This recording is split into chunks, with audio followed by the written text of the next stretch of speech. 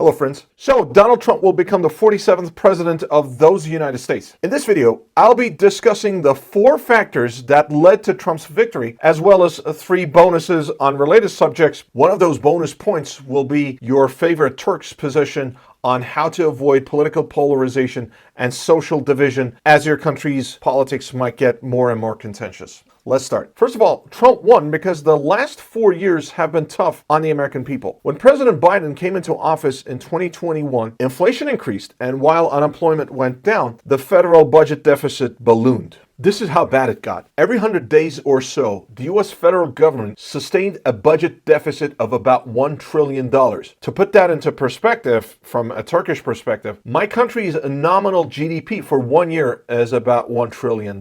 A bit more than that, but about. So every 100 days, the United States would sustain, as budget deficit, the equivalent of Turkey's GDP. Absent any precautions, and if current trends continue, by the 2040s, the United States' largest budget expenditure will become servicing that debt. Now, because Trump ran the economy fairly competently during his first term, he used the current situation against Biden. Admittedly, both Democrats and Republicans contributed to the current fiscal mess that America finds itself for the past 20 years or so. But Trump's time in office came to be remembered rather fondly because the economy was doing okay under his rule. And that was one of the primary reasons for his victory. As the lifelong Democratic strategist James Carville would say, it's the economy, stupid. Second reason that the Donald came in first on November 5th was because the Democratic incumbent, Joe Biden, or at least the gentleman who appears to be the sitting U.S. president, appeared incompetent. Now, I'm going to make a fairly bold claim here. If it weren't for the COVID-19 pandemic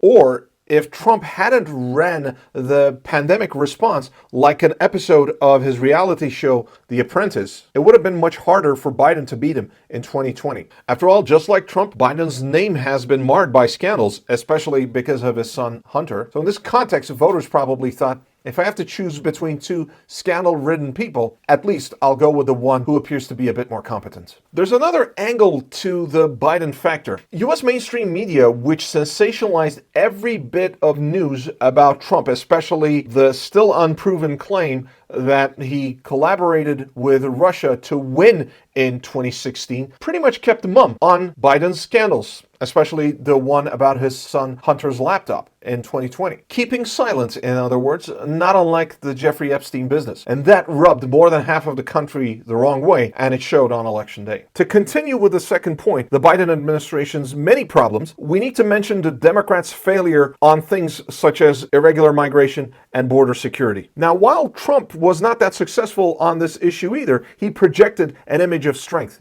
Build a wall became his slogan. Of course, that strength also came on the back of things like separating parents from their children at detention facilities at the border. But we live in the era of images and first impressions, and Trump probably understands and uses that better than anyone. He was weak, they were strong, he won. The border issue obviously hurt Vice President Kamala Harris, who became the Democratic nominee almost at the 11th hour after Biden's weaknesses became apparent. You will remember that early in the Biden administration, Ms. Harris was appointed as a border czar, a title that she stepped away from during the course of the campaign. And because the border and irregular migration remained very, very problematic, that really undermined her campaign. The border issue probably hurt Ms. Harris's candidacy more than her awkward public speaking and cackling. Reason number 3, the Republicans conveyed a more sincere image compared to the Democrats. That doesn't mean I view the Republicans favorably or that I think they're better than the Democrats. The Republicans said what they believed in on a variety of issues. Russia and Ukraine, Israel and Palestine, abortion, the economy, the border, immigration. The Democrats, on the other hand, looked like they were faking it. For one, pretending that Biden was healthy until it became very clear on June 27th at the debate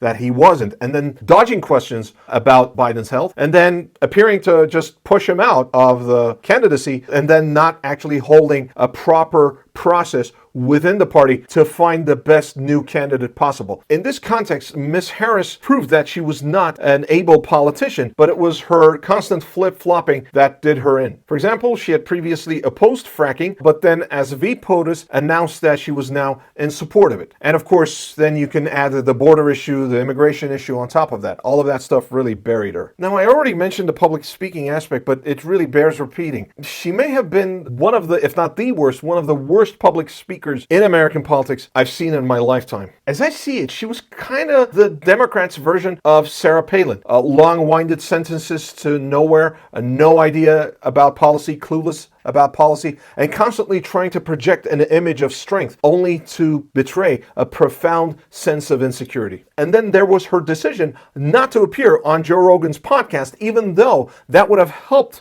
her with male voter outreach way more than that cringe man enough ad or whatever that white dudes for Kamala thing was. It all piled up. Okay, we're talking about why Trump won, right? We said so far, 1, Trump nostalgia, especially how he ran the economy. 2 was the Democrats' incompetence. And 3, Democrats' insincerity and poor campaigning. The 4th reason why Trump won was war.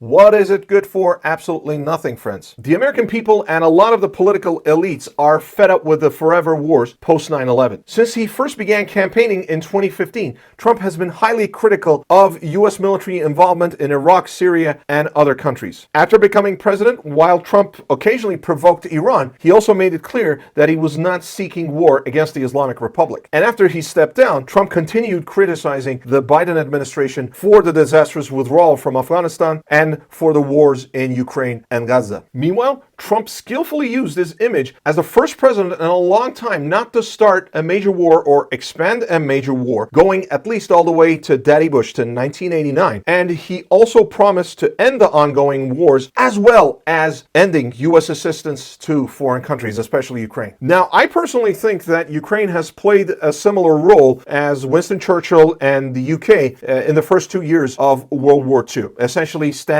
on its own against fascism. But Americans have been in countless wars since 2001, and they are fed up. They've lost thousands of their compatriots in distant lands, where hundreds of thousands of people have died in wars that have cost trillions and trillions of dollars without any real geopolitical return for the United States. Now, that's the macro level. We can actually take this further down to earth, to the state level and to elections in the United States, and see how the wars hurt Biden and Harris while helping Trump. Specifically, I want to focus on the state of Michigan, where a substantial Arab and Muslim American minority lives. A lot of these folks punished the Harris campaign because of Biden's unconditional support for Israel's war in Gaza. It's important to note that since 2008, no person has won the White House without also winning Michigan. Actions allow me to introduce you to consequences. All right, that was our 4 reasons. Now let's get to our bonuses. Bonus 1. Trump may have reached the finish line because of a squirrel that was put down in New York. On October 30, the New York Department of Conservation, New York State is by and large also controlled